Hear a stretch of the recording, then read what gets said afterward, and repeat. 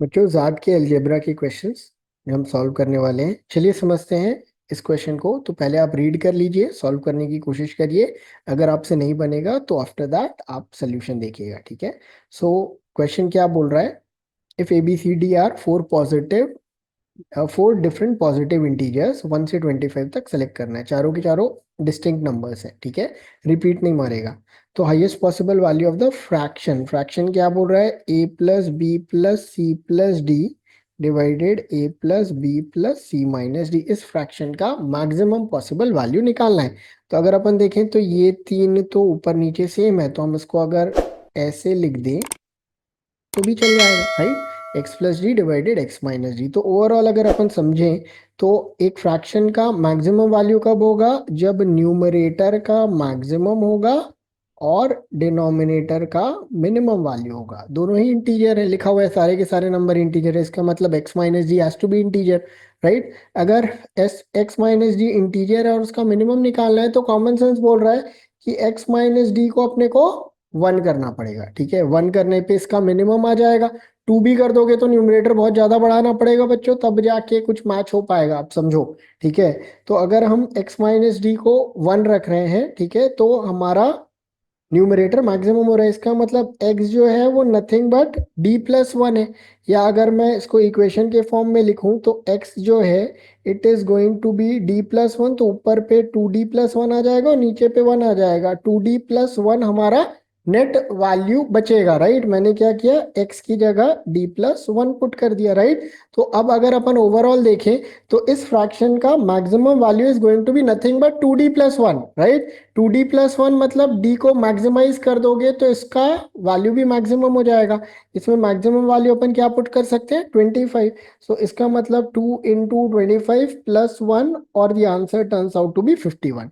Hopefully ये समझ में आ गया। अगर आपको ये नहीं समझ में आ रहा है तो अपन क्या कर रहे हैं, डी को 25 रख दे रहे हैं और एक्स को 26 रख दे रहे हैं, तभी जाके ये वैल्यू 1 आएगी। ये तो करेक्ट करेक्ट है, ठीक है। डी को अगर मैंने 25 रखा जो कि अपने आप में मैक्सिमम है, तो ऊपर पे भी सारी वैल्यूज जो है वो अपने आप ही मैक्सिमम पुट हो जा रही है। नीचे पे बिकॉज इनका डिफरेंस 1 आ जा रहा है तो x का वैल्यू 26 हो जाएगा और d का वैल्यू 25 हो जाएगा। तो न्यूमरेटर मैक्सिमाइज होके 51 हो गया और डिनोमिनेटर मिनिमाइज होके 1 हो गया। Once again the value is same 51। तो आपको जैसे भी समझ में आए आप इसको सॉल्व कर सकते हो। Thank you guys. बच्चों जैट का एक क्वेश्चन जो आज हम डिस्कस करेंगे, समझते हैं क्या बोल रहा है ये क्वेश्चन। तो ए बी सी जो है इंटीजर्स हैं और इनके बीच का ऐसा कुछ रिलेशन है, मॉड का रिलेशन दिया है कि मॉड भी इक्वल नहीं है। मतलब अगर मैं ए को 5 लूं तो ऐसा है कि मैं अगर डिस्टिंक्ट होता तो बी को -5 ले सकता था, बट यहाँ पे क्या है, बिकॉज मॉड ए इस केस में मॉड बी के बराबर हो जाएगा। इसका मतलब मैं 5 और -5 में से कोई एक ही वैल्यू ले सकता हूँ। ये इस कंडीशन का मतलब है। ध्यान रखिएगा फ्यूचर में भी कभी आपको इस तरीके का क्वेश्चन आएगा तो आपको ये चीज भी ध्यान रखनी है कि डिस्टिंक्ट होने के साथ साथ मैं इस केस में मॉड का भी वैल्यू नहीं ले सकता। मतलब +7 -7 साथ में नहीं ले सकता, दोनों में से कोई एक ही पिक कर सकता हूँ। इनका रेंज दिया है -10 से लेके 10 के बीच में। मैक्सिमम पॉसिबल वैल्यू पूछा है इसकी, ठीक है। Maximum possible value a into b into c minus a plus B plus c, right. तो अगर मैक्सिमम करना है तो इसको मैक्सिमाइज करेंगे। तो कॉमन सेंस क्या बोलता है, इसको 10 ले ले, 9 ले ले और 8 ले ले, राइट। और इधर पे 10 9 और 8 सबट्रैक्ट कर दें, राइट। तो क्या ये सबसे बड़ा वैल्यू है? नहीं, राइट। हम 720 जो कि मैक्सिमम प्रोडक्ट है एक और तरीके से ला सकते हैं। कैसे ला सकते हैं? अगर मैंने इसकी जगह -10 -9 और 8 लिया तो भी तो नेगेटिव नेगेटिव पॉजिटिव हो जा रहा है, तो ये फिर से मैक्सिमम प्रोडक्ट का वैल्यू आ गया। बट इस केस में मेरे को 10 प्लस 9 प्लस 8 सबट्रैक्ट नहीं करना है। मेरे को -10 -9 और +8 जो कि नेगेटिव साइड पे आएगा, और जब मैं एक और नेगेटिव मारूंगा तो फिर से पॉजिटिव हो जाएगा। इसका मतलब ये पिछली वाली वैल्यू से एक्सीड कर जाएगा।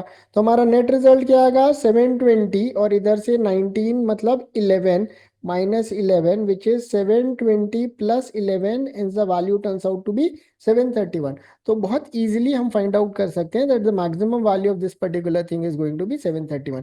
थोड़ा सा कॉमन सेंस यूज करने पे ये क्वेश्चन सॉल्व हो जाता है। Thank you guys. Guys that algebra का एक और क्वेश्चन आज हम डिस्कस करेंगे। So an ascending series of a number satisfies the following condition. Increasing series है, ठीक है. When divided by 3, 4, 5, 6, the number leaves a remainder of 2. तो ऐसे कौन से नंबर होंगे? ऐसा नंबर फाइंड आउट करने के लिए n is going to be nothing but LCM of 3, 4, 5, 6 plus 2. ये लीस्ट नंबर आएगा, right, which is nothing but 60 plus 2. और सारे नंबर जो इस प्रॉपर्टी को सेटिस्फाई करेंगे it is going to be nothing but 60 के प्लस 2. तो जो भी नंबर 3, 4, 5, 6 से डिवाइड होके 2 का रिमाइंडर देगा, सारे नंबर इसी प्रॉपर्टी को इसी फॉर्म में रहेंगे, ठीक है. दूसरा कंडीशन क्या दिया है?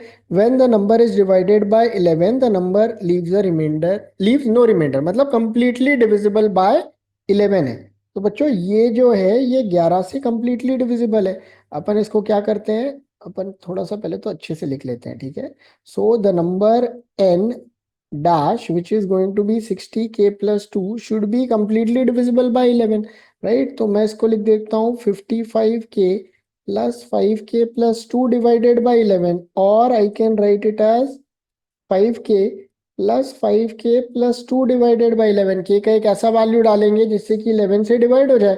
तो k 1 डालने पे 7 आ जाएगा, नॉट डिविजिबल. 0 डालने पे 2 आ जाएगा, नॉट डिविजिबल. 2 डालने पे 12 हो जाएगा, नॉट डिविजिबल. 3 पे भी नहीं होगा, 4 पे हो जाएगा. 5 4 ज़ा 20 प्लस 2. अगर मैं यहाँ पे 4 डालूंगा तो I get a number which is 22 in numerator, और ये 11 से डिविजिबल हो जाएगा. तो least such number would be, जो सबसे पहला नंबर इस सीरीज का होगा वो होगा 60 इंटू 4 प्लस 2. आप देख लीजिए 64 242.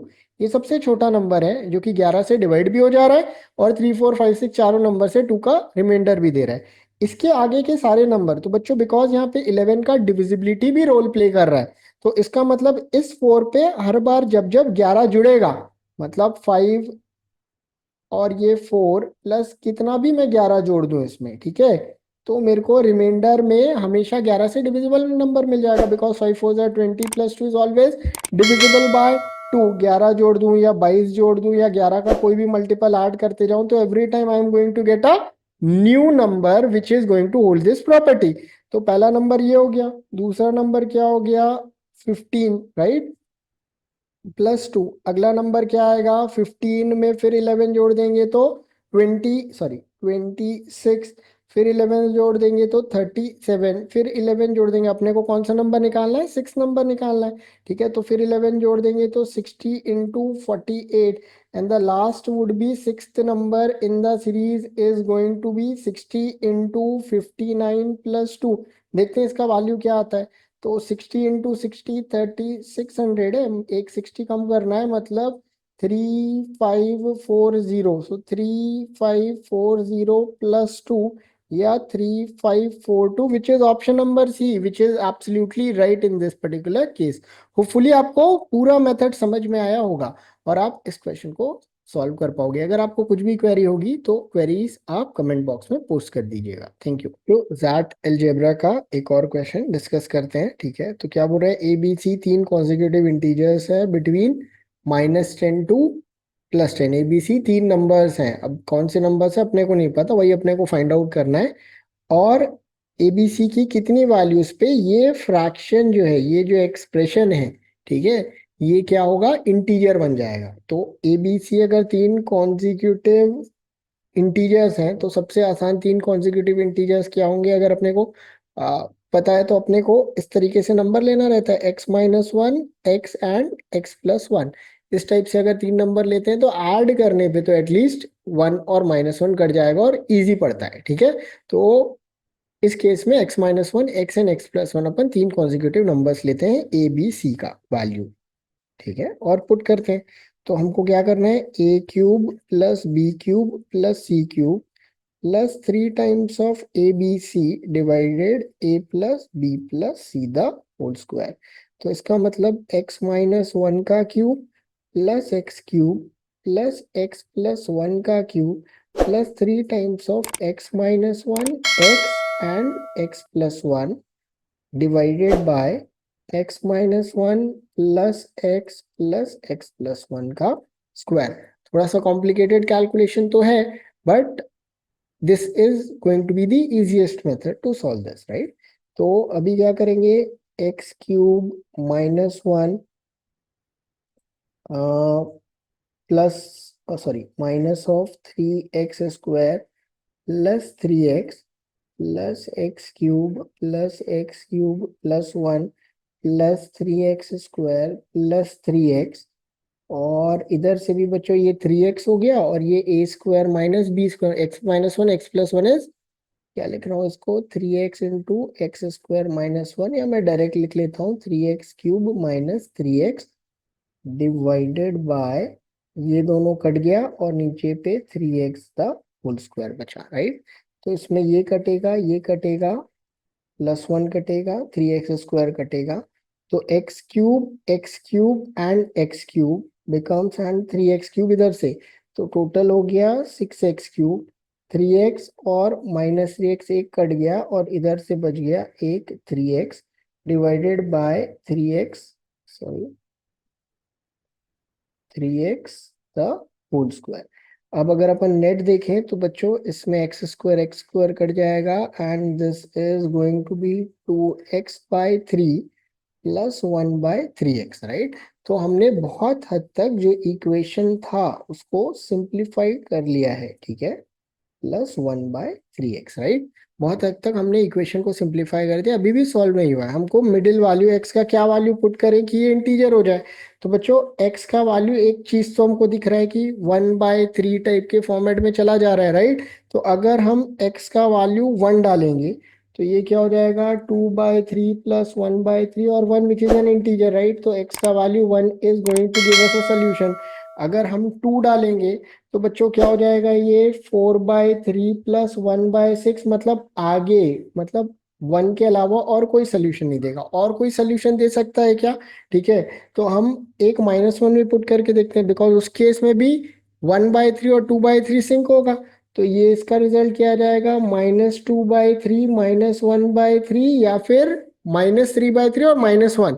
तो दो वैल्यूज पे आएगा, एक वैल्यू एक्स का वैल्यू वन पुट करने पे और एक वैल्यू एक्स का वैल्यू माइनस पुट करने पे सोल्यूशन आएगा, बाकी और किसी पे भी नहीं आएगा। तो कैसे, कितने पॉसिबल पेयर्स हो सकते हैं ए बी सी के, तो दो पॉसिबल पेयर हो सकते हैं। एक में एक्स वैल्यू वन डालने पे क्या आया, जीरो वन एंड टू, और माइनस वन डालने पे minus two minus one and zero. So these are the only values of a B c are possible, जिनको पुट करने पे इस फ्रैक्शन का वैल्यू इंटीजर आ जाए। ठीक है, तो थोड़ा तो कॉम्प्लिकेटेड क्वेश्चन था, बट थोड़ा सा अगर हम कॉमन सेंस यूज करते तो सॉल्व हो जाता। Thank you guys. बच्चों ज़ाट अलजेब्रा का एक और क्वेश्चन सॉल्व करते हैं, इसको कैसे कैसे सॉल्व करेंगे समझते हैं, ठीक है। Three digit number has digits in strictly descending order, decreasing order में दिया है। स्ट्रिक्टली मतलब पहला नंबर बड़ा होगा, फिर उसके बाद उससे छोटा, और फिर लास्ट में सबसे छोटा number. Is divisible by ten, इसका क्लियरली मतलब है कि लास्ट डिजिट जीरो होगा तभी तो टेन से डिविजिबल होगा। तो जो भी नंबर है वो है a b zero, where a is greater than b. By changing the places of the digits के प्लेसेस चेंज कर दिए, तो एक new three digit number construct हुआ। न्यू नंबर भी 10 से डिवाइड हो रहा है, मतलब जीरो तो लास्ट में है, बस नया जो नंबर है वो है बी ए जीरो, राइट? और difference between the original number and the new number 40 से डिविजिबल है।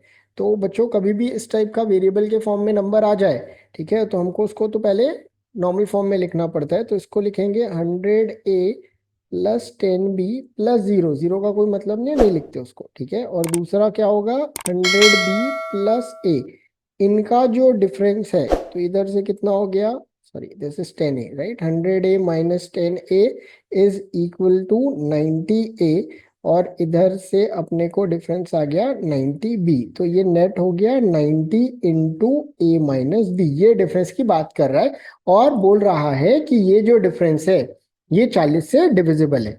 तो जीरो से तो डिविजिबल है ही, कोई दिक्कत नहीं, अपने को चार से डिविजिबल कराना है, मतलब A minus B should be divisible by four. ठीक है, तो एक तो क्या क्या नंबर मिल रहा है देखते हैं। ठीक है, तो एक कंडीशन ये भी दी हुई है कि A should be greater than B, इसको भूलना नहीं है, राइट? ठीक है, तो अगर हम बी का वैल्यू हम वन रख सकते हैं, जीरो तो ऑलरेडी यूज हो गया है। तो अगर मैंने बी को 1 रखा तो ए वुड बी 5, ठीक है। सिमिलरली आगे बढ़ते जाएंगे तो ए का वैल्यू 6 होगा, 7 होगा, 8 होगा, 9 होगा, तो ये 5 वैल्यू आ सकती है, तभी जाके 5 - 1, 6 - 2, 7 - 3 and so on all numbers are divisible by 4। तो कितने सोल्यूशन है इधर से? 5 सोल्यूशन है, राइट। बट एक चीज और ध्यान रखना है कि a माइनस बी 4 से डिविजिबल हो रहा है, मतलब the difference could also be 8। अगर हम इसको नहीं ट्रैक कर पाते तो ये आंसर गलत हो जाता, 5 is not the right answer, right. तो a minus b could also be 8। अगर a माइनस बी 8 है तो अगर मैंने b को 1 रखा तो a का एक ही पॉसिबल वैल्यू आएगा 9। तो इधर से 5 सोल्यूशन और एक और सोल्यूशन है जहां पे a माइनस बी 8 हो रहा है, उस केस में भी 8 into 90 become 720 and it is also divisible by 40। तो टोटल कितने सोल्यूशन हो गए? 6 सोल्यूशन हो गए इस पर्टिकुलर क्वेश्चन के। होपफुली बच्चों आपको क्वेश्चन समझ में आया होगा, इस चीज का ध्यान रखिएगा फ्यूचर में भी, अदरवाइज बहुत छोटी सी गलती से आपके मार्क्स कट सकते हैं। थैंक यू बच्चों। जाट का एक और क्वेश्चन डिस्कस करते हैं हम, ठीक है। सिंपल सा क्वेश्चन है, क्या बोल रहा है? A computer program is tested 300 times release के पहले। Testing was done in 3 stages. 100 test हर स्टेज में हुआ था। सॉफ्टवेयर जो है स्टेज 1 में 15 टाइम फेल हुआ, स्टेज 2 में 12, स्टेज 3 में 8 बार, और इसी तरीके से पूरा डेटा दिया हुआ है। 6 time stage 1 2, 7 time stage 2 3, 4 time stage 1 3 and 4 times in all the 3 stage. How many times? एक सिंगल स्टेज में ही फेल हुआ है। तो दिख रहा है कि वेन डायग्राम का क्वेश्चन है, बड़ा सिंपल वेन डायग्राम है, अपन वेन डायग्राम बना लेते हैं, ठीक है। Stage 1, stage 2 and this stands for stage 3, right. तो ये 1 है, ये 2 है और ये 3 है, राइट। तो स्टेज 1 में कितनी बार फेल हुआ? 15 बार, तो इधर पे 15 लिखा। स्टेज 2 में इट इज 12, स्टेज 3 में it is 8। 6 times in stage 1 and 2, तो ये पूरा 6 है, बट अपने को मिड वाला इन ऑल द 3 स्टेज अगर ये 4 है तो ये कितना हो जाएगा? 2 हो जाएगा। तो अपने को इस चीज का ध्यान रखना है, अदरवाइज गलत हो जाएगा, ठीक है।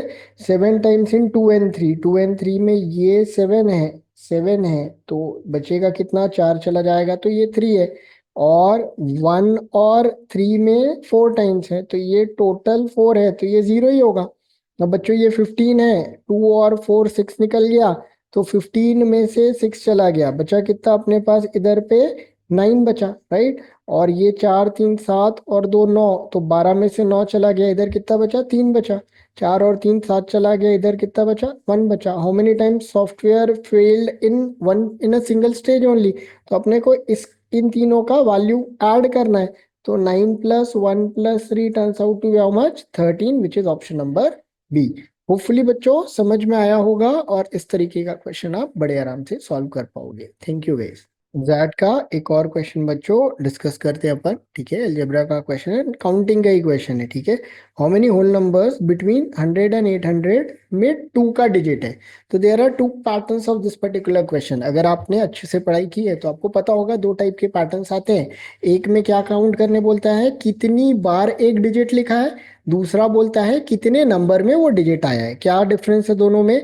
फॉर एग्जाम्पल गाइस, अगर अपन 1 से 100 की बात करते हैं, ठीक है, और कितनी बार 2 लिखाता है, तो देखते हैं कब 2 लिखाता है। 02 पे लिखाता है, 12 पे लिखाता है, 22 पे लिखाता है, 32 पे, 42, 52, 62, 72, 82 एंड 92। तो ये सारे यूनिट प्लेस के 2 निकल गए।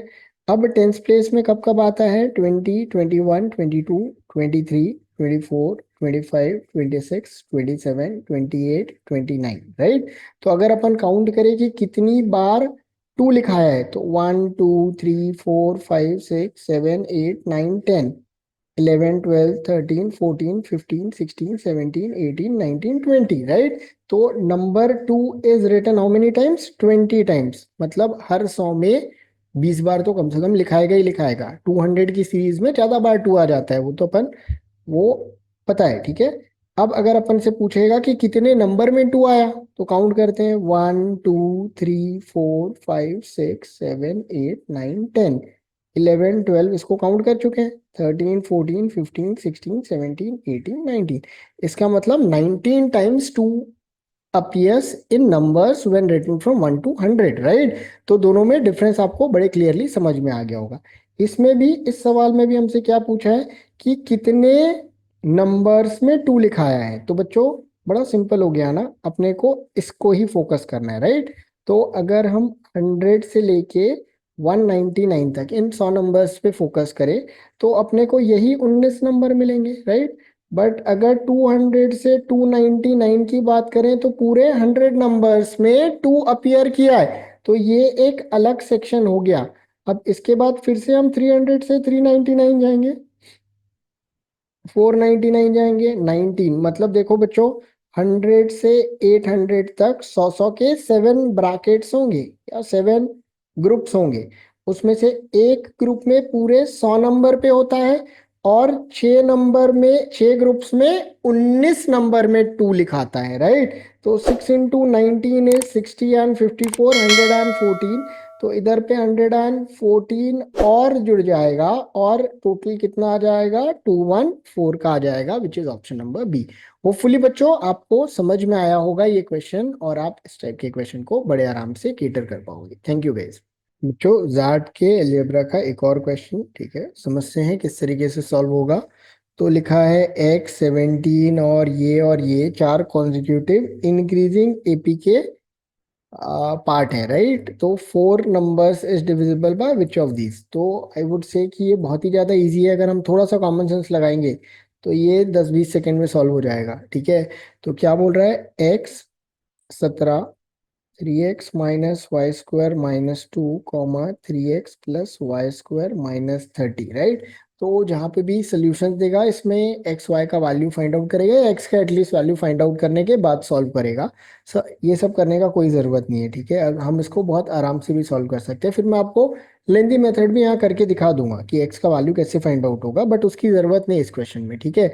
तो बच्चों एक्स या तो ऑड है या तो एक्स इवन है, राइट। तो अगर x ऑड है तो इसका अगला नंबर भी ऑड है, राइट। तो इसका मतलब सारे नंबर्स ऑड होंगे क्योंकि इनका डिफरेंस जो है वो इवन हो जाएगा, तो इसमें हर बार इवन ऐड हो जाएगा और ये चारों नंबर कैसे हो जाएंगे, ऑड हो जाएंगे।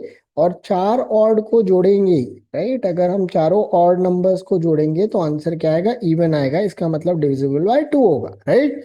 अगर पहला नंबर इवन होता और दूसरा नंबर ऑड है, राइट, दूसरा नंबर ऑड दिया ही हुआ है, तो इनके बीच का डिफरेंस क्या हो जाएगा, ऑड हो जाएगा। तो जब ऑड में ऑड जोड़ेंगे तो तीसरा नंबर क्या हो जाएगा, इवन हो जाएगा, और इवन में फिर ऑड जोड़ेंगे तो चौथा नंबर क्या हो जाएगा, ऑड हो जाएगा। अगर हम इन चारों को भी जोड़ेंगे तो even plus even is even and odd plus odd is even and then even plus even is once again even, so the result is one more time even, hence answer is always divisible by 2।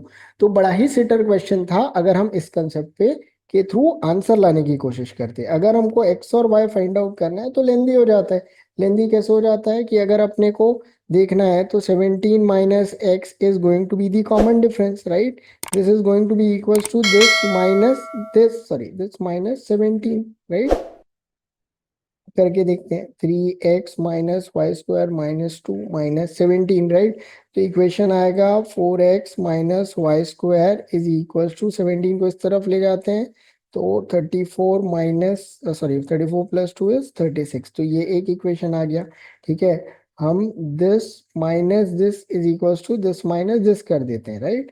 तो क्या हो जाएगा, 3x minus y square minus 2 minus 17 is 3x plus y square minus 30 minus 3x plus y square plus 2। तो ये और ये cut गया, ठीक है। इधर से y स्क्वायर मिला के हो गया 3y स्क्वायर, राइट।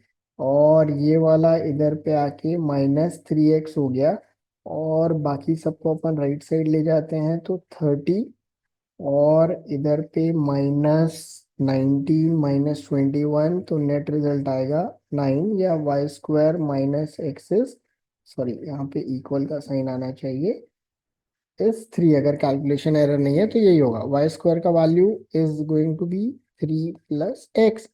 तो 4x minus of 3 minus x is 36 या 3x is equals to what, 39, या x का वैल्यू कितना आ गया, 13।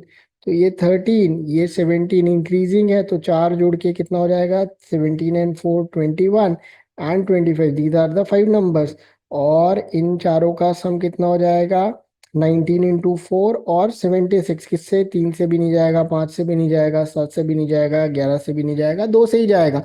तो इतना लंबा करने का तो जरूरत नहीं था। मैंने आपको जो ऑड इवन पेरिटी का कंसेप्ट समझाया, आप उससे बड़े आराम से सॉल्व कर सकते हो। Thank you guys. बच्चों, जैट के एलजेब्रा का एक और क्वेश्चन सॉल्व करने वाले हैं हम। ठीक है, समझते हैं किस तरीके से सॉल्व होगा। तो लिखा है एक पॉलिनोमियल है जो कि एक्स एक्सिस पे इस पॉइंट पे इंटरसेक्ट करता है, मतलब इसके रूट्स हैं। हम पॉलिनोमियल लिख लेते हैं एफ एक्स और y is equals to a x cube plus b x square plus c x plus d. अब लिखा है 1 and -1 आर द रूट्स, तो ये 0 हो जाएगा। ठीक है, तो इसका मतलब ए 1 का क्यूब प्लस बी 1 का square plus C into 1 plus D is going to be 0। और एक इक्वेशन आया A plus B plus C plus D is 0। दूसरा -1 पुट कर देते हैं, तो जिधर जिधर इवन पावर है उसमें तो साइन चेंज नहीं होगा, जिधर पे एक्स का ऑड पावर है उधर साइन चेंज हो जाएगा। तो -a plus b minus c plus d 0। Add कर देते हैं इनको, तो ये गया, तो 2b plus 2d is equals to 0, या b का वैल्यू किसके बराबर आया -d। हमको b ही फाइंड आउट करना है, तो d फाइंड आउट हो जाएगा, या कुछ भी b भी निकल रहा है तो देखते हैं। ठीक है, y एक्सिस पे 2 पे काटता है। y एक्सिस पे कब काटेगा? जब x 0 होगा। तो इस इक्वेशन में x 0 पुट करने पे y 2 होना है, तो 2 इज इक्वल्स टू 0 0 0। तो d का वैल्यू कितना आ गया? 2 आ गया। तो बच्चों इसका मतलब b का वैल्यू कितना आ गया? -2। And option 1 is going to be the right answer. Hopefully बहुत ही अच्छे से आपको समझ में आया होगा। इजी क्वेश्चन था बच्चों, अगर बेसिक अपने को रूट्स वगैरह के कंसेप्ट पता है तो बड़े आराम से क्वेश्चन सॉल्व होता है। Thank you guys. बच्चों, जाट का एल्जेब्रा का एक और क्वेश्चन सॉल्व करने वाले हैं हम। तो क्या लिखा है? ये जो एक्सप्रेशन है इसको ऐसा लिख सकते हैं। ठीक है, तो इस x को जब हम 11 से डिवाइड करेंगे तो क्या आएगा? तो देखने में तो बड़ा ही कॉम्प्लिकेटेड लग रहा है, समझते हैं सॉल्व करने पे क्या कॉम्प्लिकेटेड है क्या। तो क्या बोल रहा है? 1/1 प्लस 1/2 प्लस 1/3 एंड कहाँ तक? 13 तक जाएगा। इसी की बात कर रहे हैं, समेशन करना है इसको। इसको कैसे लिख दिया इसने? x/13 फैक्टोरियल लिख दिया। x को डिवाइड करना है 11 से, तो x का वैल्यू निकालते हैं। x कितना आ जाएगा? 13 factorial by 1 plus 13 factorial by 2 13 factorial by 3, ऐसे ही लास्ट में 13 फैक्टोरियल बाय 13 आ जाएगा। राइट, अब बोल रहा है इसको 11 से डिवाइड कर दो। तो बच्चों ऊपर तो 13 फैक्टोरियल हर जगह है, राइट, तो 11 से तो डिवाइड होता ही है 13 फैक्टोरियल, तो इसका मतलब ये सब रिमाइंडर 0 देने लगेंगे। सिर्फ एक लौता कैच है कि यहाँ पे एक टर्म है विच इज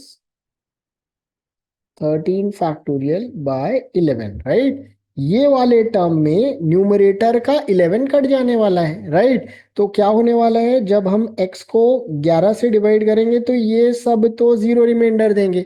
हमको सिर्फ एक टर्म बच गया है, x का वैल्यू हम 13 फैक्टोरियल बाय 11 के थ्रू ही निकालेंगे। ठीक है, इधर से क्या रिमाइंडर आता है? तो ये क्या है? 13 into 12 into 11 into 10 factorial divided by 11। ये ऑलरेडी इसका 11 कट चुका है, तो इसका मतलब इसके अलावा बाकी सबके पास तो 11 प्रेजेंट था, तो बाकी सबका रिमाइंडर 0 आ रहा है। इसी का रिमाइंडर अपने को चेक करना है। अभी x का वैल्यू मेरे को जो बचा है रिमाइंडर के फॉर्म में, मतलब जिससे रिमाइंडर आने वाला है वो समथिंग लाइक दिस है। और इसको किससे डिवाइड करने बोल रहे हैं? 11 से डिवाइड करके रिमाइंडर निकाल दो। तो इसका रिमाइंडर 2 हो गया, इसका रिमाइंडर 1 हो गया। ठीक है बच्चों, यहाँ पे n factorial divided by n plus 1, right. तो विल्सन थ्योरम यूज होगा, या इसको विल्सन थ्योरम में तो ऐसा लिखते हैं, right, when n minus 1 factorial is divided by n, and when if n is prime, so the remainder is what? n minus 1। तो ऊपर पे जो नंबर है वही रिमाइंडर हो जाएगा, तो इसका मतलब इधर से रिमाइंडर कितना आएगा? 10 आएगा। तो नेट रिमाइंडर 20/11, और 20 को 11 से डिवाइड करोगे तो नेट रिमाइंडर कितना आ जाएगा? 9 आ जाएगा, which is option number 4। Hopefully guys आपको ये क्वेश्चन समझ में आया होगा और आप इस कंसेप्ट का यूज कर पाओगे। Thank you guys, have a wonderful day.